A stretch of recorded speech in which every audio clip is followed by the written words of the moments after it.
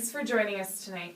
Before I continue, I would like to show a piece of the speech here for our audience tonight. Take a look. My fellow Americans, tonight I want to speak to you about what the United States will do with our friends and allies to degrade and ultimately destroy the terrorist group known as ISIL. At this moment, the greatest threats come from the Middle East and North Africa, where radical groups exploit grievances for their own gain. And one of those groups is ISIL, which calls itself the Islamic State. Now let's make two things clear. ISIL is not Islamic. No religion condones the killing of innocents, and the vast majority of ISIL's victims have been Muslim. And ISIL is certainly not a state. It was formerly al-Qaeda's affiliate in Iraq and has taken advantage of sectarian strife and Syria's civil war to gain territory on both sides of the Iraq-Syrian border. It is recognized by no government, nor by the people it subjugates.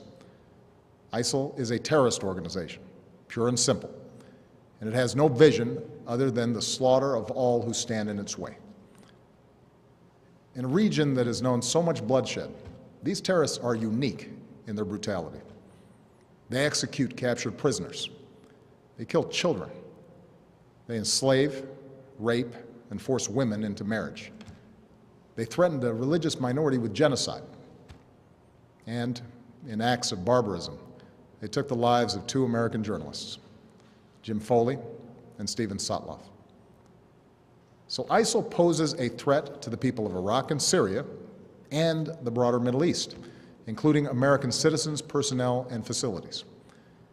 If left unchecked, these terrorists could pose a growing threat beyond that region, including to the United States. While we have not yet detected specific plotting against our homeland, ISIL leaders have threatened America and our allies. Our intelligence community believes that thousands of foreigners, including Europeans and some Americans, have joined them in Syria and Iraq. Trained and battle-hardened, these fighters could try to return to their home countries and carry out deadly attacks. I know many Americans are concerned about these threats. Tonight, I want you to know that the United States of America is meeting them with strength and resolve. Last month, I ordered our military to take targeted action against ISIL to stop its advances. Since then, we've conducted more than 150 successful airstrikes in Iraq. These strikes have protected American personnel and facilities, killed ISIL fighters, destroyed weapons, and given space for Iraqi and Kurdish forces to reclaim key territory. These strikes have also helped save the lives of thousands of innocent men, women, and children. Our objective is clear. We will degrade and ultimately destroy ISIL through a comprehensive and sustained counterterrorism strategy. First, we will conduct a systematic campaign of airstrikes against these terrorists. Moreover, I've made it clear that we will hunt down terrorists who threaten our country wherever they are. That means I will not hesitate to take action against ISIL in Syria as well as Iraq.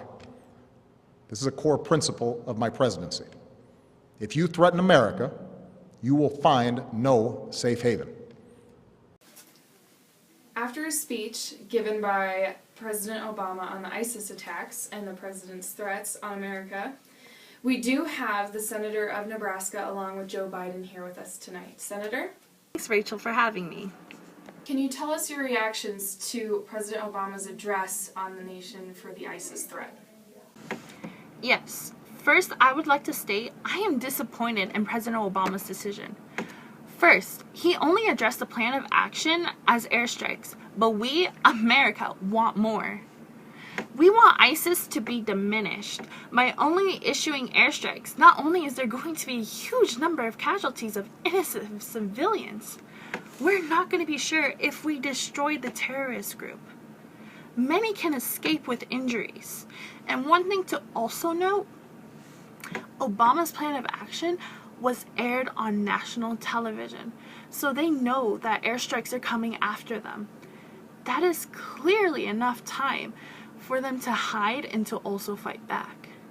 This so-called president of ours believes this is the safest way to protect America from this pressing issue. He's taking this as serious as some would like to, especially me. He should not have made decisions based off of his feelings. He should have consulted with Congress and stuck with the Constitution, the sole papers that our great nation was built upon. He merely disregarded that, an insult to our founding fathers. We as America need more. No, we want more. That makes sense. So does the Vice President have a response to the points that Ms. Fisher has placed down?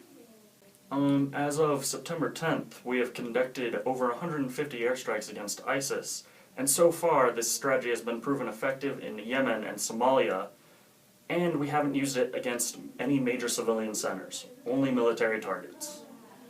Here with us tonight as well is a political expert, John Kerry. John? Thanks for having me, Rachel. There are caseworkers warning of the real and serious threat that Islamic State terrorists could gain entry to the United States, either by slipping through the southern U.S. border or exploiting loose and lax visa policies. The U.S. needs to be vigilant and aware of the possibility of potential infiltration of ISIL or any other terrorist group. We do not have hard evidence of infiltration into America as of now. But who is to say that civilians would not be hurt?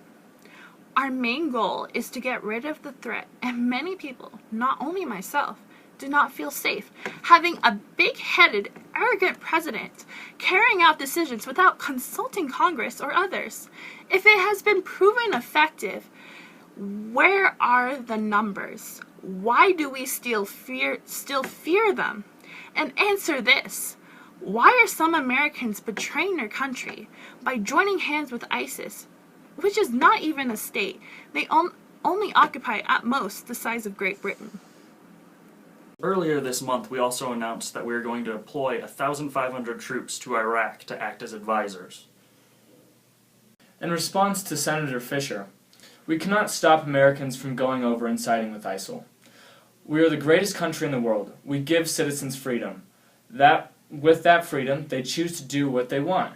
Unfortunately, there are Americans fighting against Americans. We can't fight any differently if there are Americans fighting with ISIL. Thank you guys so much for joining us tonight, and we will keep the audience posted on the ISIL threat situation. Since the issue is not resolved, we will be inviting you all back to come and speak with us the following week. Coming up next is your dog plotting your demise when we come back.